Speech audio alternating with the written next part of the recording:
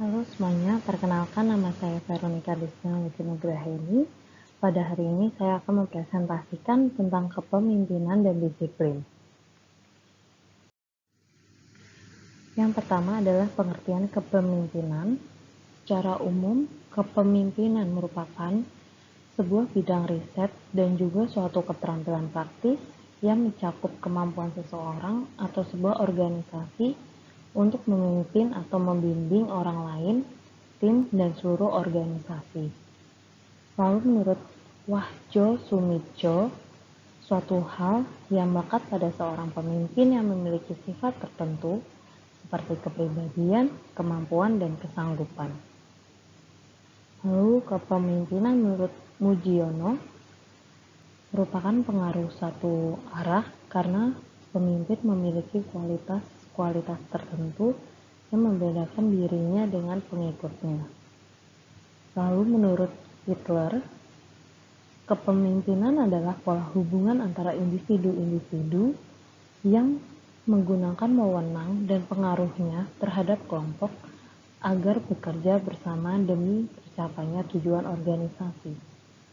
Lalu menurut Sondang Pesiagian, kemampuan seseorang dalam menjabat suatu posisi bagi pemimpin organisasi atau perusahaan tertentu dalam mempengaruhi orang lain. Selanjutnya adalah prinsip dasar kepemimpinan. Kepemimpinan bukanlah teori, tapi tindakan karena dengan bertindak mereka akan memahami bagaimana seharusnya seorang pemimpin berfungsi dengan efektif. Lalu kepemimpinan lebih berbicara masalah kepedulian, karena tanpa kepedulian, seseorang tidak akan mampu memimpin orang lain dengan optimal. Lalu selanjutnya adalah kepemimpinan merupakan pengaruh, sehingga jika orang yang dipimpin tidak mengikuti apa yang dikatakan oleh pemimpin, maka pemimpin tersebut harus melakukan introspeksi diri. Lalu selanjutnya adalah kepemimpinan merupakan role model yang akan dilihat orang lain dan akan dinilai serta mengikuti apa yang dicontohkan oleh pemimpin. Yang terakhir adalah kepemimpinan membutuhkan kombinasi otak dan otot yang seimbang, terutama jika menghadapi orang yang sulit. Pemimpin harus berani untuk bertindak dengan tegas. Selanjutnya adalah fungsi kepemimpinan.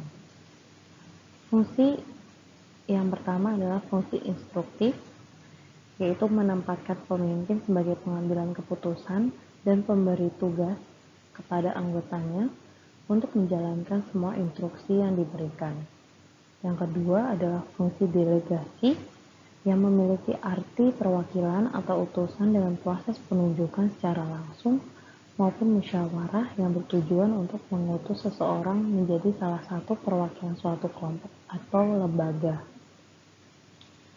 Lalu yang ketiga adalah fungsi partisipasi, yaitu menempatkan seseorang pemimpin yang mampu mendorong semua anggota atau pengikutnya untuk berpartisipasi dan berinisiatif dalam suatu proyek bersama. Lalu adalah fungsi pengendalian. Pemimpin mampu untuk mengendalikan semua aktivitas atau pekerjaan anggotanya yang dikerjakan secara efektif guna mencapai tujuan dan tidak keluar dari aturan yang ditetapkan. Yang terakhir adalah fungsi konsultatif, menempatkan para anggota organisasi atau bawahan dapat melakukan konsultasi dengan pemimpinnya untuk mencari solusi terbaik dalam mencapai tujuan bersama. Selanjutnya adalah tentang disiplin. Pengertian disiplin sendiri adalah secara umum merupakan suatu bentuk tindakan mematuhi dan melakukan sesuai dengan nilai-nilai dan aturan yang dipercaya merupakan tanggung jawab.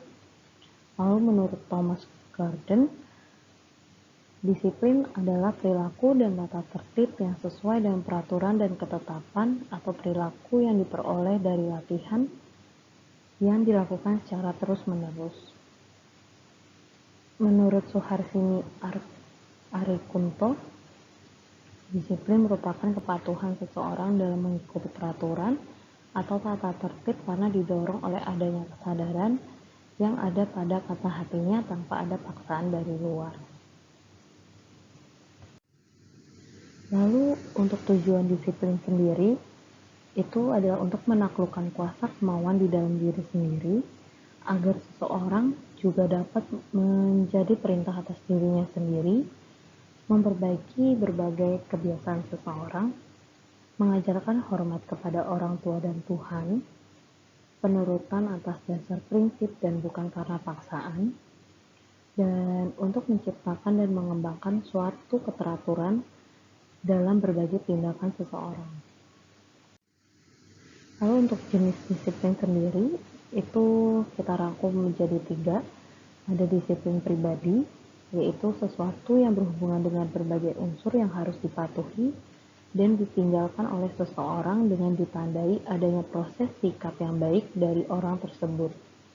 Yang kedua adalah disiplin sosial, yaitu seseorang yang berhubungan dengan masyarakat atau hubungan seseorang dengan lingkungannya. Yang ketiga, itu ada disiplin nasional, itu merupakan sikap mental suatu bangsa secara keseluruhan yang tercermin dari tindakan dalam bentuk keputusan dan ketaatan.